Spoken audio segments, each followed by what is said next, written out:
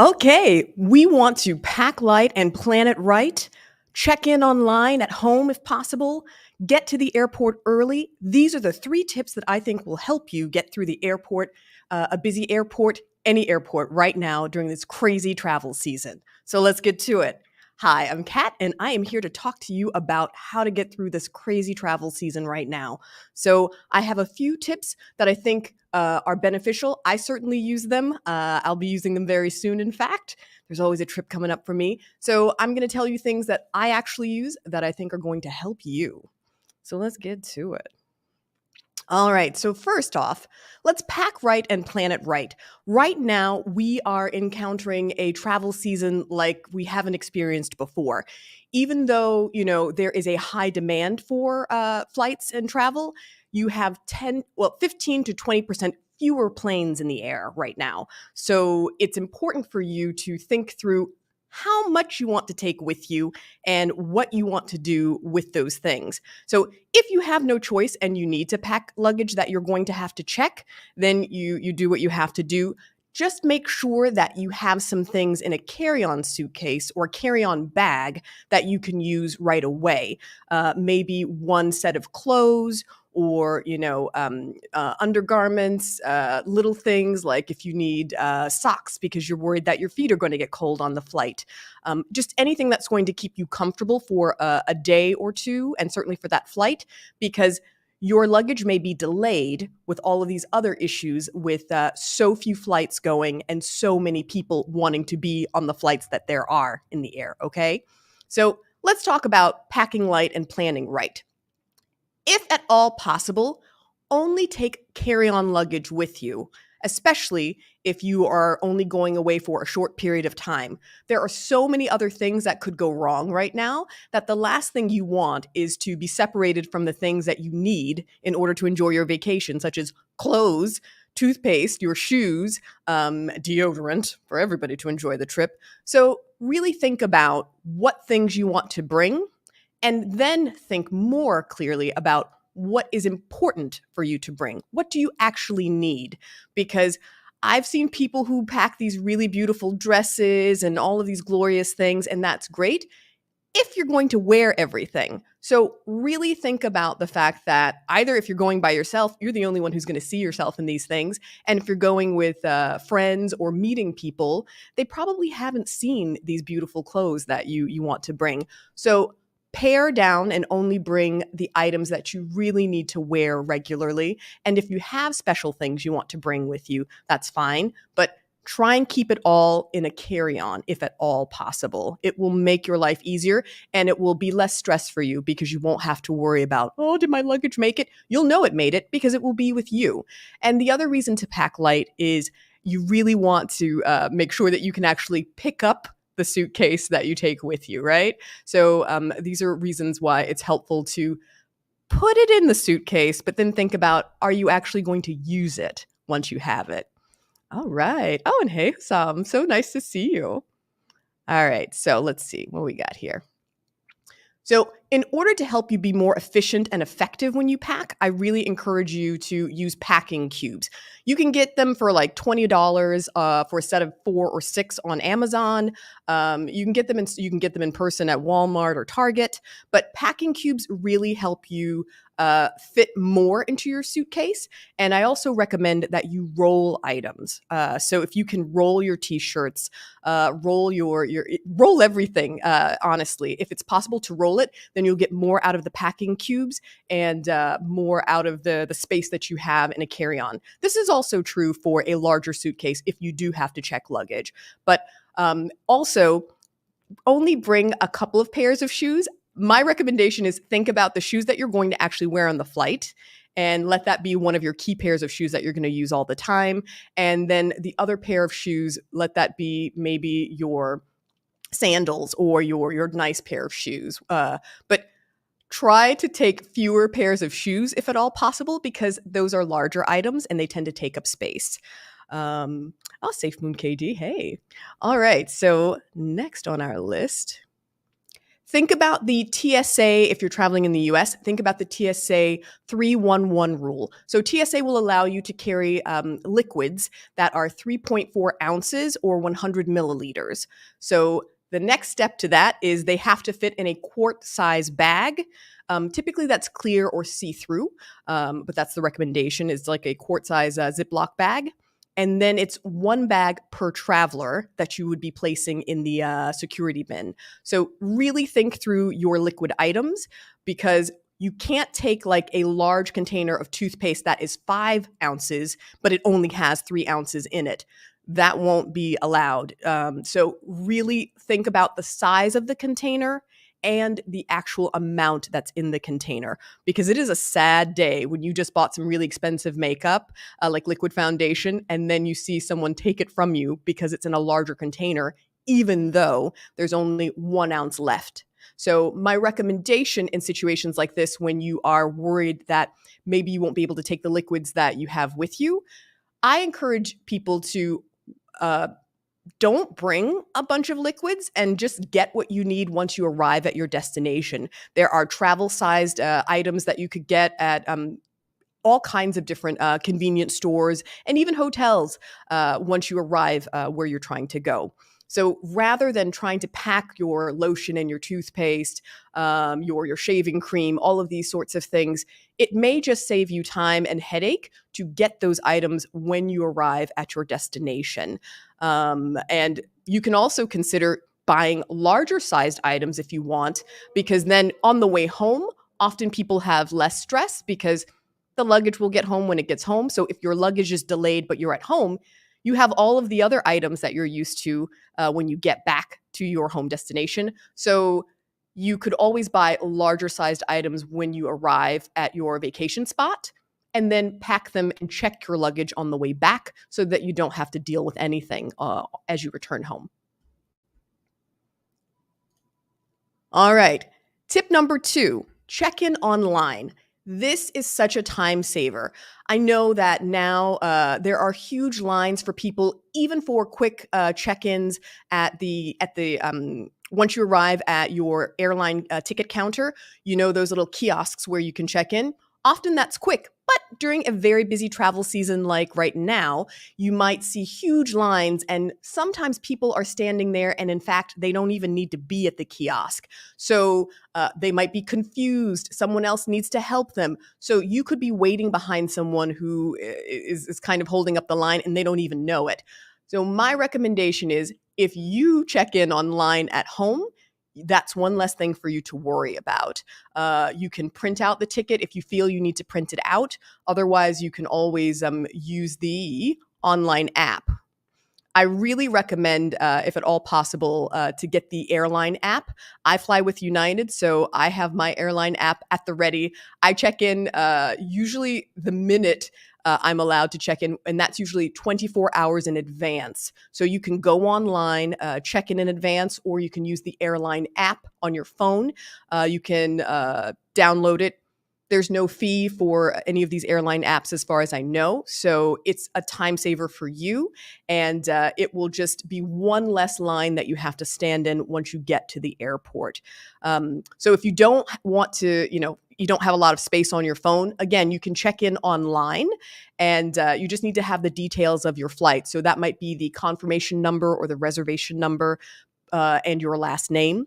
So you use that information to check in online, and that will make life so much easier for you so that when you arrive at the airport, with these airline apps, you are even able to do things like let them know how many bags that you're going to be checking in. So you might be able to check your bags before you even get into the airport. Sometimes there are porters for each airline outside waiting to ticket your bags. So if you have to check luggage, you could do that outside. But we're trying to not have to check luggage, so keep that in mind. All right, tip number 3, get to the airport early. I say this all the time, but really, in a situation where you're going to have huge crowds and a bit of chaos, getting to the airport early just alleviates stress for you. So a really good idea would be what the recommended amount of time to get to an airport for a domestic flight, say for instance in the US, is about 2 hours. So it wouldn't hurt to get to the airport 3 hours in advance. Now, if your flight is at 5 or 6 a.m., I do encourage you to find out what time the airport opens. And often airports are open, but when does the ticket counter open? If you do need to check in, or if you need to check luggage, if you have any questions and you need somebody who's on the airport staff or airline staff to help you, it's very important for you to know when those people are actually working, because I've been taking early morning flights lately. It is not my favorite, but sometimes it's convenient in terms of making sure that you're not going to have delays later in the day. So I had to take a 5:25 a.m. flight. I got to the airport at 4 a.m., only to find out that the TSA pre-check line wasn't even open until 4:30. Now, that was fine for me. I only had to wait 30 minutes, but other people had arrived at the airport at 3 a.m. for this 5:25 a.m. flight, and it didn't really help them very much because the ticket counters weren't open and they couldn't even get in line much earlier than me. So really understanding what time you can get to the airport when it will make sense is good, especially for early morning flights. For the rest of the day, once you start looking at 6 a.m. flights, you're fine to get to the airport at 4 a.m. But if it's a 5 a.m. flight, you probably don't need to be there at 3 a.m. Again, it is for you to check, just so that way it's one less issue that you have to deal with. So take a look at that and get there early. Now, if it's later in the day, I would say for a domestic flight, I would get to the airport 3 hours in advance, especially if you don't have access to line cutting services like TSA Pre, Clear, or Global Entry, which we'll talk about in a minute. If you're doing an international flight, I would recommend maybe getting there 4 hours early. So look at what you need to do, what questions or concerns you have, and if it's going to make more stress in your life, get to the airport early. Some other things to keep in mind is give yourself extra time. For example, maybe you want to get coffee. Maybe you want to grab breakfast when you get to the airport. If you get there and you barely make it through the line, the last thing you want to do is go away from your gate to go grab a coffee and then miss your flight. So make sure if you're arriving at the airport that you give yourself time for the coffee, or skip it. Skip it if you don't have time. I know too many people who've missed flights over things like coffee or wanting to grab snacks before they get on the flight. So give yourself extra time. If you have to park at the airport, make sure that you arrive early, because just as there are lines inside the airport, there may be delays in getting into the parking lot to leave your car for your vacation. So make sure you think about that as well. And any other things that would delay you, such as if you have to get little people ready for your trip. Say, for instance, you have to get kids ready for travel. You have to help your partner get ready for travel. You yourself, maybe you need to do your hair, or you're grumpy in the morning, and so you need more time to get ready. Make sure that you allow some extra time so that you're not creating situations that are going to add stress. Because I can tell you right now, when you get to the airport and you see those people, even if you have done everything right, you'll feel a little flare up when you get there, because you're like, oh my gosh, how are we all supposed to be traveling today? So make sure you have time for yourself, so that way it's one less thing for you to deal with when you get to the airport. Now, we've got a couple of bonuses for you today. So I really encourage people to try line cutting services. And so these include TSA Pre, Clear, and Global Entry. So TSA PreCheck is a service that you pay for, and it covers 5 years. You have to get a background check, so you do need to get TSA PreCheck ahead of the day that you're going to travel. You can't just arrive at the airport and get it that day. But if you are thinking about it, you're not sure if you want it, I can tell you, this travel season, this summer of 2022, this is the year to get TSA PreCheck. This is the season to get TSA PreCheck, because the lines are long. I have seen them. I have not had to stand in them, thankfully, because I have TSA PreCheck and Clear. But the lines are incredibly long, and you never know when there are going to be other delays and things to hold you back. So the advantage of TSA PreCheck it gives you the opportunity to go through the security line, and you don't have to take off your shoes. You don't have to take out your laptop. You don't have to take out your liquids. You do have to comply with the 311 rule of 3 ounces. They have to fit in a quart-sized clear Ziploc bag or clear package, and that you can only have one per traveler. So that rule still applies, but you don't have to take your liquids out. Right. So that's very helpful. You don't have to take out your laptop. You don't have to take off your shoes. If you have light outerwear like a jacket or usually it's like a light jacket or a scarf, you don't have to take that off. So this is a real advantage and a time saver. Now, global entry. So TSA PreCheck, by the way, is $85 for 5 years, and it's $70 to renew. Now that's as of June 2022. Global entry is for those who are traveling internationally. So if you're going to leave the US and go abroad to another country, global entry is a very helpful thing to do. Again, it is for 5 years. It's $100, and you do have to do a background check in order to get it. So you cannot get it the day that you are traveling.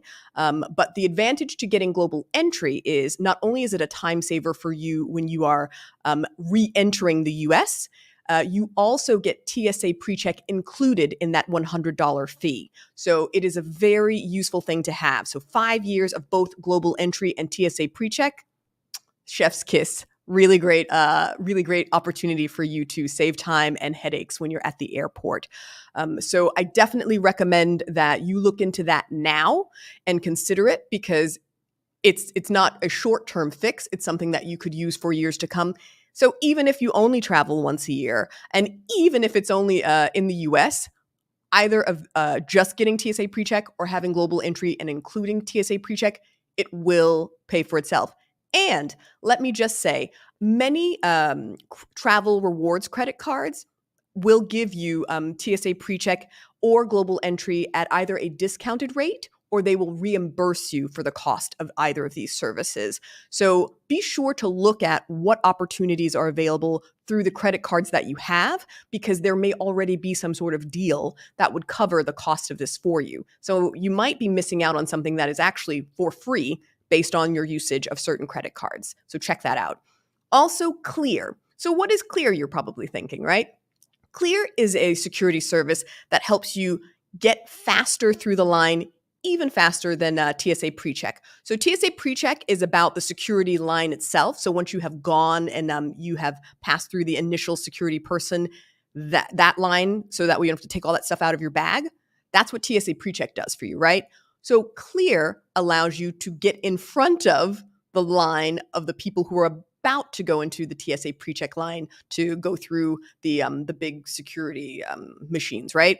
So Clear is a yearly service, and at the highest rate, it is $179 a year. Now, I know people are like, oh, why would I want to pay that? If you're a frequent traveler like myself, who's traveling at least 4 times a year, a lot more than that this year for sure. But if you're traveling regularly throughout the US and you are at an airport that has Clear, or you will be traveling through airports.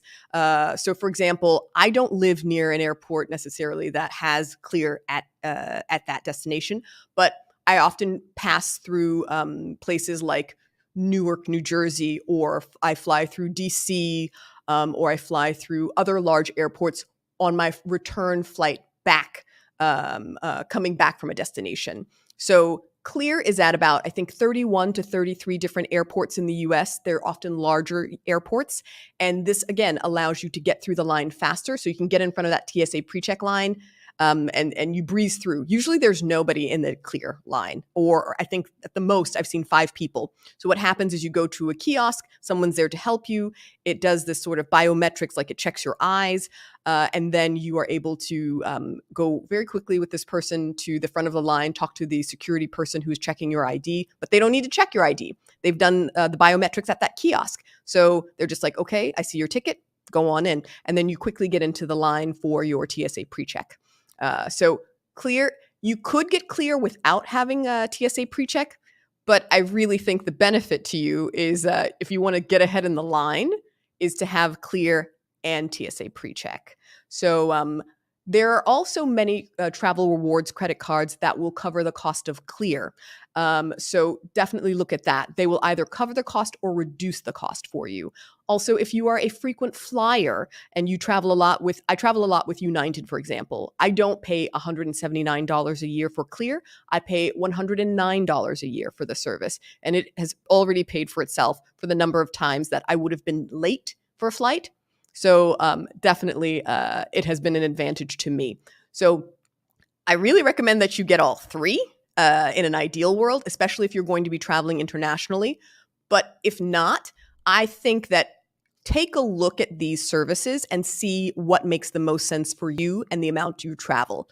At minimum, I really do think TSA PreCheck is something that you should invest in.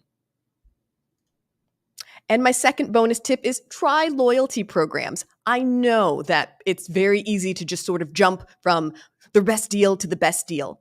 The advantage to having, loyalty to a specific airline is often you're going to get better customer service. So if you have missed your flight and now you're thinking, oh gosh, what am I going to do? How am I going to make it?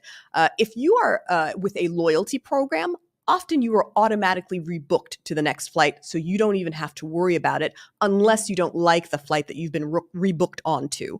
But if you are having a really challenging situation and you've missed a flight and you don't belong to a loyalty program with that airline, it doesn't mean that they're not going to help you. That is their job. They will help you.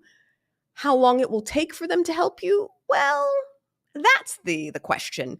And the level of energy to help you. Sometimes it's just not as nice of an experience if you are not a member of a loyalty program. Again, it doesn't mean that you're not going to encounter a nice person who will help you, but you may be in another very long line with all of these other people who have missed their flights and are waiting to be accommodated. So with a loyalty program, you are recognized either because you fly a lot, or maybe you are part of a loyalty program because of the travel reward credit card that you use. Many times that will up the status that you have with an airline. So I think the benefit there is you often get a discounted or free checked luggage. You are often put in a faster line when you are about to when you get to the gate to board the aircraft. You might be moved up in the ranks. So instead of being in the fifth group to get on a plane, you might be in the second or the first group to board the aircraft after all of the other really high flyer, frequent flyers get onto the flight. So using a loyalty program will provide you with a higher level of service. And if you do encounter issues, you could get a better level of customer service because they recognize that you continuously fly with that airline. Now, I know another challenge might be, what if I don't get the best deal because I'm only flying with this one airline? I say that's a very short-term issue.